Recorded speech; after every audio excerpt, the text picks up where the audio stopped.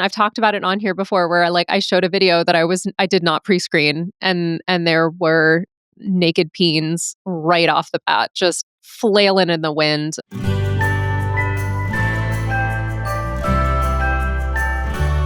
How to survive the classroom. Hey, you guys, welcome to How to Survive the Classroom. And you are not in the wrong place. That is, in fact, the new name of the podcast. We did a little switcheroo on our season break. And the reason that we did that is because we wanted to make sure that the people who were trying to survive the classroom would, in fact, be able to find this podcast. And although I still hold to the fact that I think Those Who Can't Do is a hilarious tongue-in-cheek name for a podcast, it's not actually that great for people who love teachers to be able to find, because generally that's used as like, like if you're making fun of a teacher or something like that. So we did a little rebrand on the break, but you're not in the wrong place. I'm so glad that you're here. And we are also going to be adjusting a little bit based on your feedback, the kinds of things we are doing on the podcast. And I am so freaking excited about it. So the first thing is that I had a bunch of you guys send in some really incredible voice memos, and I will be responding, reacting, providing feedback and advice as needed, and sometimes just sitting and empathizing with you about the way that life be, my friends, the way that life be. So I'm really excited to jump into that. And occasionally we will still have guests, but it's going to kind of depend on the week and the vibes. So I'm going to keep it. I'm going to keep it a little bit of a mystery for you. Sometimes we'll have some guests, and sometimes it'll just be me hanging out with you and talking through some of the wild things that you guys submitted to me. So if you follow me on Instagram, which if you're here, you probably do, you know that every Friday I have those, what are those kids doing? And so sometimes I'll bring in some pieces from that. But something else is that's where I'm collecting, along with on my website, it's where I'm collecting all of the stories, is the voice memos of what you guys are going through. And there's some crazy stuff. And a lot of it's funny. Some of it's very serious because, as we all know, there's some really, really hard stuff that we deal with in the classroom. But my goal always with this podcast is to encourage you and to make you laugh and to make you feel seen and heard, and to say the quiet parts out loud about the teaching profession in a way that uplifts it and doesn't make it seem like teaching is a horrible profession. Because I was literally just talking to some of my students this week who were getting ready to go into their field experience. They were so nervous. And I was like, I think what you're forgetting is this is super fun. Like every single time I stand in front of a class, I'm like, oh, this is such a vibe. Like I love it. I love the experience of getting to see these students and hang out with them. And it's honestly one of the most fun things for me to do. Like I remember my first day teaching, I was like, heck yes, no wonder I hated those other jobs. I wasn't doing this. And I think that's a really special thing that makes teaching so rewarding that we don't really talk about, is that there is that feeling. And we don't get that feeling every day, right? But there are definitely days where I'm like, dang, this is it. Like, this is a really cool job. And so that's really the vibe of what I want this podcast to be for you. I'm also going to be providing at the, towards the end, I'm going to either kind of get on my soapbox a little bit or offer some resources or just share like what's on my mind, my heart, my head, all of that stuff. And just hopefully encourage you and help make teaching a little bit more fun for you. So, the first thing that we're going to talk about today, though, I have to tell you guys. All right, so my son, my sweet, sweet 4-year-old son, who I have talked about a lot on Instagram. I don't say his name, or either of my kids' names anywhere, because I'm really trying to protect their privacy and all of that. And the internet's a scary place, right? But this sweet baby angel, he came home from school the other day. And I love this about little kids. So I never taught elementary. I've only ever taught high school and college.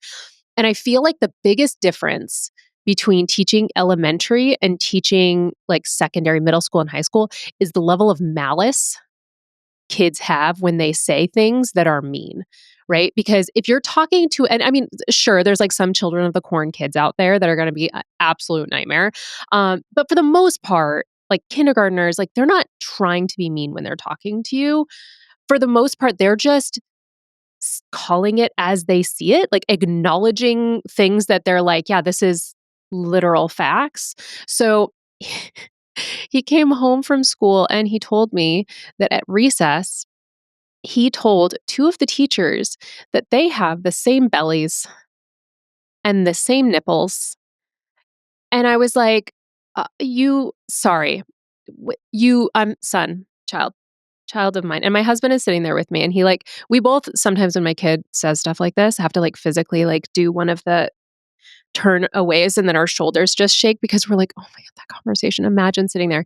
And so we're like, you told them they have the same bellies. And he said, yeah, they both have really big bellies and really big nipples. And I was like, when when you say nipples, what what do you mean? What do you mean? He's like, well, they're so big. And I was like, "W- do you wait, okay. Do you think that anytime somebody's chest goes out, that's just straight nipple. And he said, "Yeah, well," and he like lifted his shirt and showed me, for him, that's the only part that goes out. And I was like, "Oh." And my husband's sitting there going like, "Andrea, that is not the point." And I was like, "But he should know that's not how it works." But like, we're not a naked family. I think I've talked about it before. We're not a naked family, right? Um, and I was just like, "But that's not it's their breasts, first of all." And my husband's like, "Andrea, that's not." And so we were like, "Okay, okay, okay. Let's like keep the important thing the important thing. Hey, bud, let's not comment about people's bodies." And he said, "Why? What's what do you mean?" And I was like, "Well, bud, okay. When you make comments like that about people's bodies, it could hurt their feelings." And he's like, "But it's true. They have the same bellies." And I'm like, "Listen, this is not something that we need to remind them. You know what? Number one, they might know. Number two, we just don't say things like that to people. It might hurt their feelings." And he's like, "Why would it hurt?" Like, it was really hard for him to understand that, like, bodies being similar is potentially something that someone might be upset about because to him, it's very matter of fact. And I probably partially well, a lot my fault because I always try and teach like a neutrality about stuff like that in our home is like, yeah, some bodies are bigger, some bodies are smaller, and it doesn't make one big like better than the other and like all of that. But then the flip side of that coin of being like body neutrality, like everything's fine, is that now he's like, why would anyone be offended by that?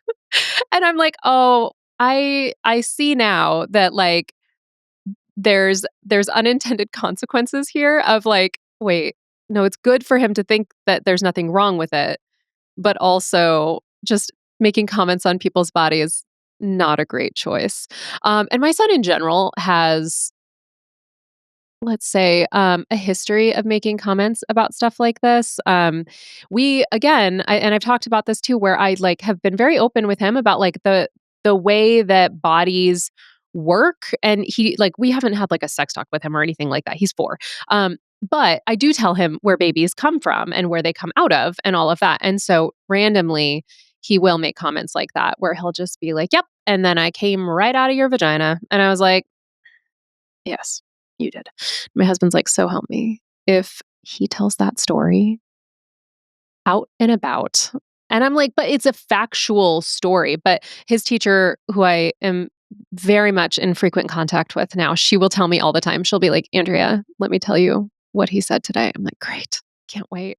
And so I feel like even though I haven't taught elementary, I do have a little bit of a foothold now into some of this stuff.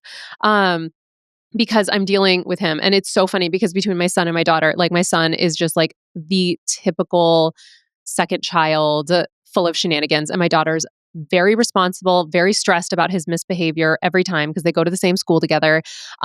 And I have one more story about that because, of course, little kids want the biggest birthday parties, right? Like, and his birthday is coming up. And I was asking him who should be invited. And he said his teacher and the aide that works in there and everyone in his class. And I asked him about the principal. I was like, well, what about Miss D? And he said, so it went, I was like, oh, are you going to ask Miss D to come? And he said, huh. I hadn't thought about that, but no. I was like, dang, why not? Because I love his principal. It's a very small school. I love his principal, but he spent a lot of time with her this year. And he said, well, I want to have fun. And she is too principal-y.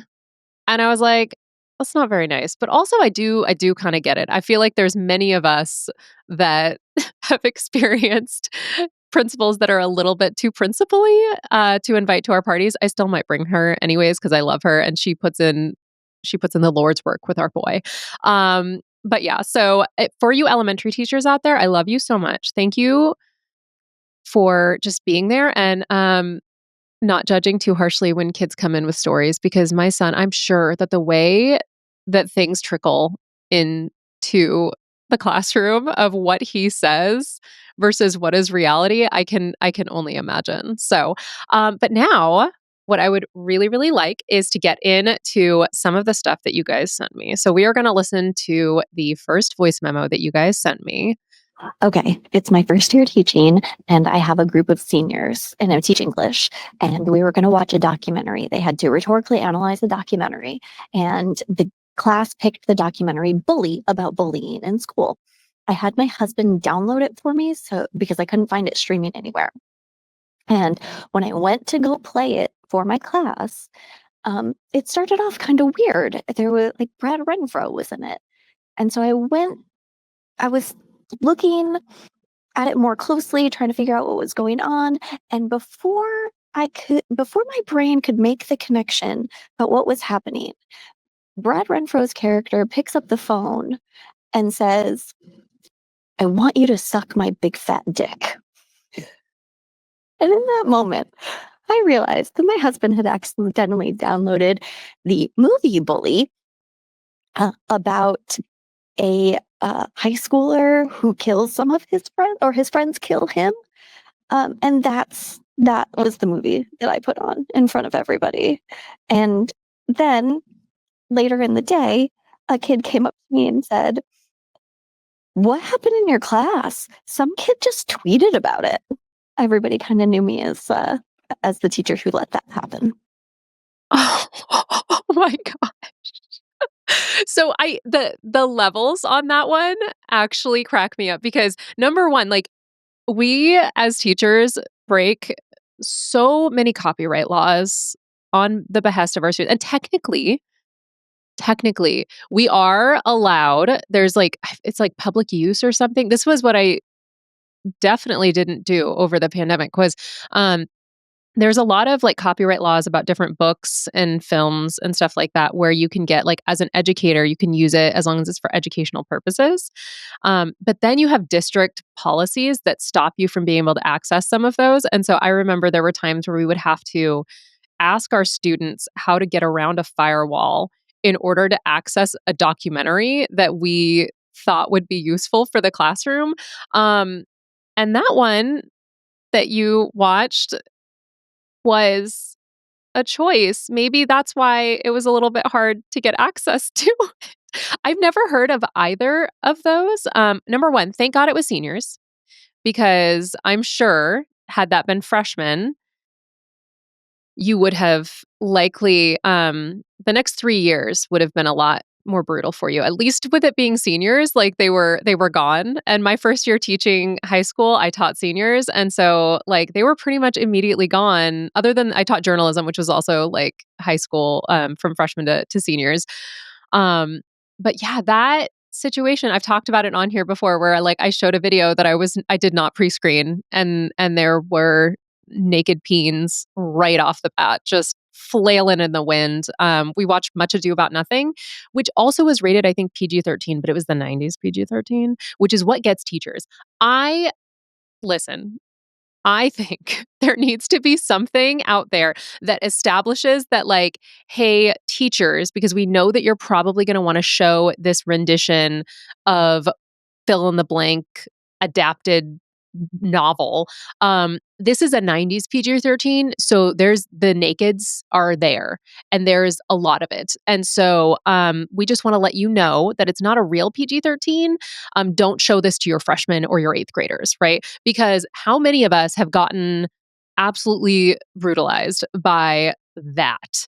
I also watched, oh, what is it? There's the Crucible version where like the entire movie is basically like PG rated. And then there is the scene in the first like 2 minutes where you have the girls that are like the Crucible is the one about like the witch hunt, Salem witch trials. And so at the very beginning, the premise is that like this guy finds all these girls dancing in the woods around a fire doing like witchcraft and wizardry, right? And so there's like this scene, and at one part they say in the play that there was one of the girls was naked. And so of course in the movie that's what they show. Like there's no like real graphic sex scene in any part of the play. There's like some sexy talk with a couple of the characters, but that's it. And then so you think that the movie is going to be on the up and up, and it's not immediately. So you are not alone. How many of us, how many amongst us have unfortunately been victim to being like, this is fine, I've seen this movie, or it's been a really long time since you've seen the movie, and then you watch it and you're like, oh.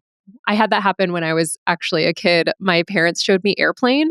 Um, and that is a movie, I don't know if you guys have seen it. That like it was an older movie for me back in the day. And so now like if you're Gen Z, you've probably never heard of it, but you should.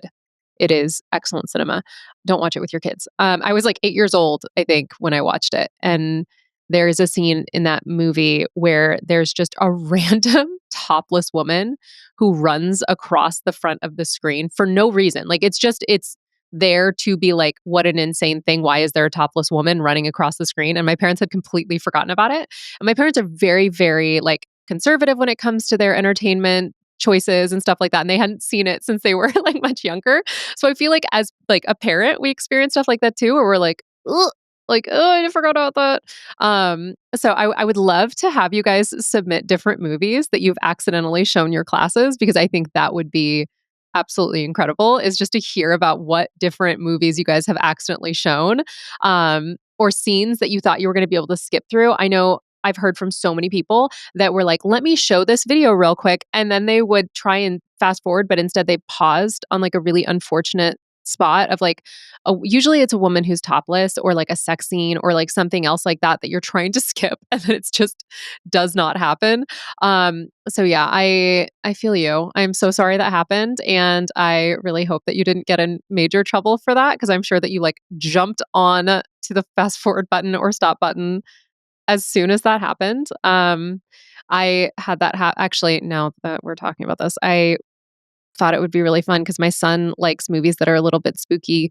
And so we're like, well, let's show you Independence Day.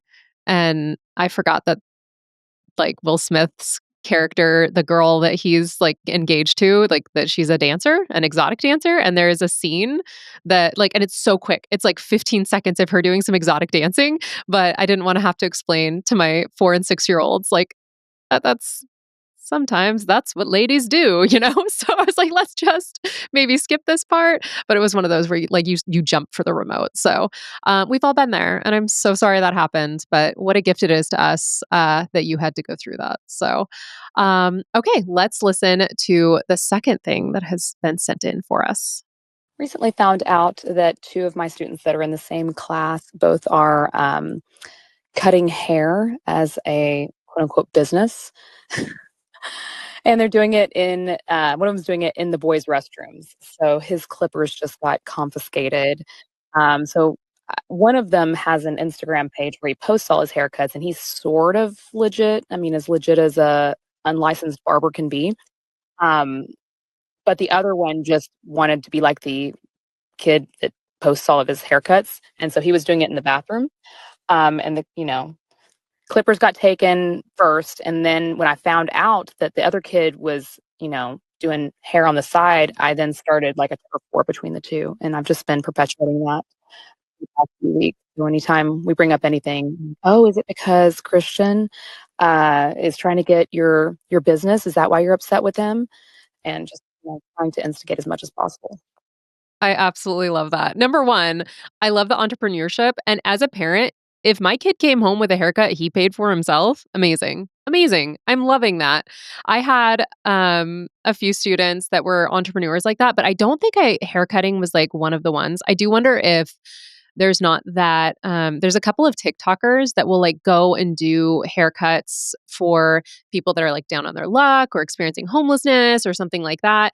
And so I wonder if that has kind of created a little bit of an interest in cutting hair in non-traditional settings.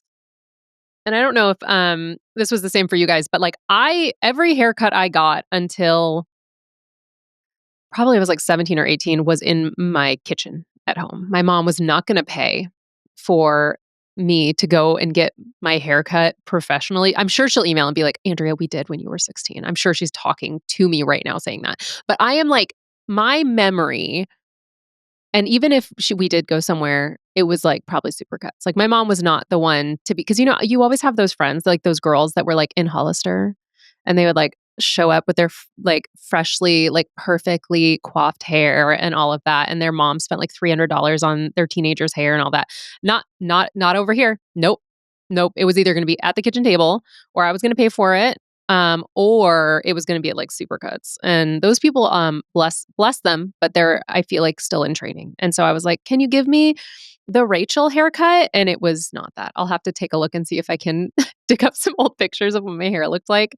Um, but man, I'm trying to think how I would handle it if I found out a student was cutting hair. I don't think that I would probably try and stop it. Like, who confiscated the clippers? And did they then have to go and find more clippers to replace those, or did they get them back? I'm dying to know. I would also love to hear what other businesses you guys have found your students getting into, because I absolutely love that. I love it when I find out a student has decided, like, you know what, I'm going to use these opportunities I have. I have all of these people that have to be near me every day. I'm going to turn this into a financial opportunity, because there is something to that. Like I know as soon as there was like the healthy kids stuff that rolled out, immediately after that, I had students that were like acting like drug dealers, but with candy. So they would be like the candy plug for everybody, and they would like come with their giant backpack full of candy, and they would sell it at a huge markup, and they would make absolute bank. And it literally wasn't, well, I guess it could have been, but I don't think it was drugs. It was like pretty much just candy. And these kids were just raking in the money, but they had to be on the DL about it, because you would get in trouble. Like schools do not allow you to do that. I don't remember if there's like some sort of state or federal policy about that, but literally they will like, the kids would get in trouble for selling like a bag of Takis or gum. Well, gum is like obviously a huge no-no, but or whatever, like they would legitimately get in trouble. So I would love to hear about the hustles that you guys saw. I'm trying to think if there was much other than the candy hustle.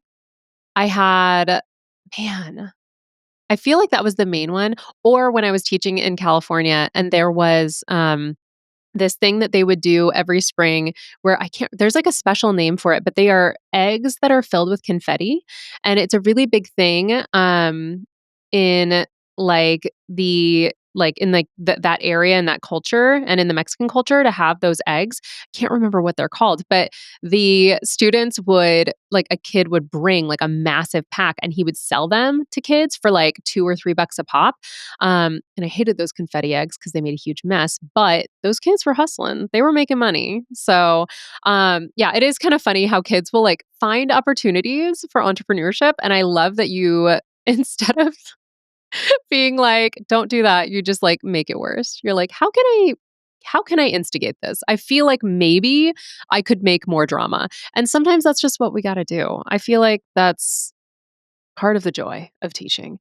I I I have said so many times online that like sometimes, like, or I'll post something and be like, "Oh yeah, I put two students next to each other because I know that like one is like super into the other but is really shy." And people will be like, "Why would you do that?" And I'm like, We got to live." All right? Like I have taught Romeo and Juliet 14 times now, okay? If I'm sitting there and I'm trying to decide who to assign as Romeo and Juliet, and I've got little sweet shy boy over here and Kimberly over there, and Kimberly's not looking at shy boy, I'm going to make him Romeo. I'm going to do that. And I'm going to lean into it and have them perform, because sometimes They just need a little help. And I will say that there is at least one couple that can thank me for that kind of gentle, kind interference. And generally, like I know the students really well. So if the girl was like, "Ugh," I'd be like, okay, never mind. Like, let's change it. Like, change it up today. But I do know that I was invited to a wedding a couple years ago because there was this couple in my class the guy was so into her. And she was very hesitant because he was coming on real strong, not in a creepy way, but was just very much like, I would like to be your boyfriend, kind of very intentional, like no games. And she was like, I don't know. I just don't know. And I remember being like, listen, do whatever you feel like in your gut and your heart is right. But that boy is going to treat you like a queen, like very clearly. And she's like, yeah, I guess I'll give it a shot. They got married. So you're welcome, world. Just one more beautiful, happy couple because of my gentle boredom interference. So, all right, we are going to take a very quick break and then I'm going to share some really cool resources with you. Welcome back, you guys. So, there have been a couple of resources that I have found that have been super, super helpful. And I think I've mentioned some of them in the past, but in case I have not, I want to make sure that I do get to share them with you because these are the types of resources that help us like save so much time. And these are not right now sponsored at all. But hit me up. Hey girl, if you do in fact want to sponsor me, Diffit, which is who I'm talking about right now, let me know. Because Diffit is one of the AI programs that I think is the most helpful that I've used. It's pretty cool. Okay, so if you are hesitant about AI, because of its open source type of platform, which is one of the main concerns I've heard from a lot of teachers, is that AI scares them because it is it's getting everything, right? Like the filter is real iffy right now. There's not a whole lot of clarity on where all of this stuff is coming from. Diffit is a platform that cites where it is getting its information from. Okay. So that is one of the biggest hiccups that I've had when I've talked to teachers about whether or not they're comfortable with using AI. So Diffit will tell you it has citations of where it's getting its information from. So that is one of the biggest hurdles that I think Diffit handles really, really well, is they cite their sources. To a certain extent, I'm no computer programmer, so I don't know if like it's everything, but for the information and stuff like that, it absolutely does. So what you do with Diffit is you log on and it looks a lot like other educational platforms like Eduaid and Magic School and all of that, which are far more open source and don't tell you where they get their information. And Diffit, you log on and it'll tell you to basically either plug in a resource, so you can put in your own resource, or you can put in a website, put in a YouTube video, or just type in a topic and then select the age. It will automatically create for you a bunch of worksheets and resources that are paired to that information. Now, obviously, if you are working on something like that and you have really specific things you want to make sure you go over, you're going to want to copy and paste that content directly in order for it to make sense.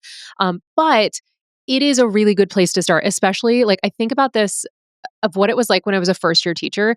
And I would just be sitting on Teachers Pay Teachers and I would be searching up like journalism week by week. And I would like find something and be like, that's probably fine. Send to printer. And I would print it all off.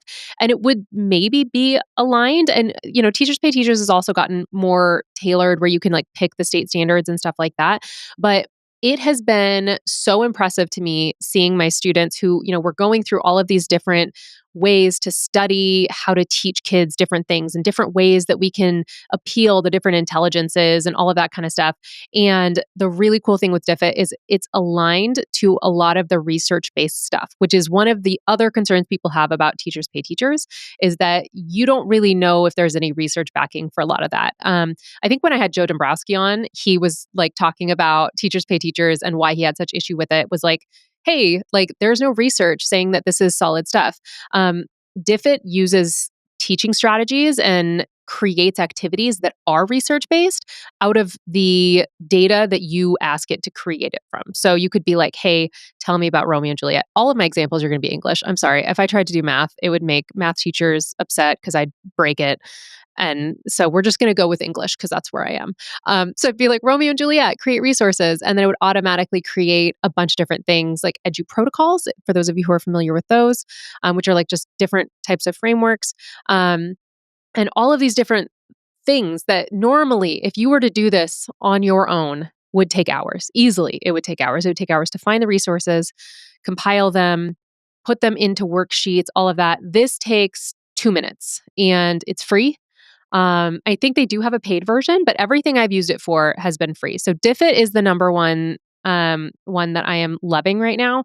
I still am a big fan of Chat GPT. I do acknowledge the concern of the open source stuff.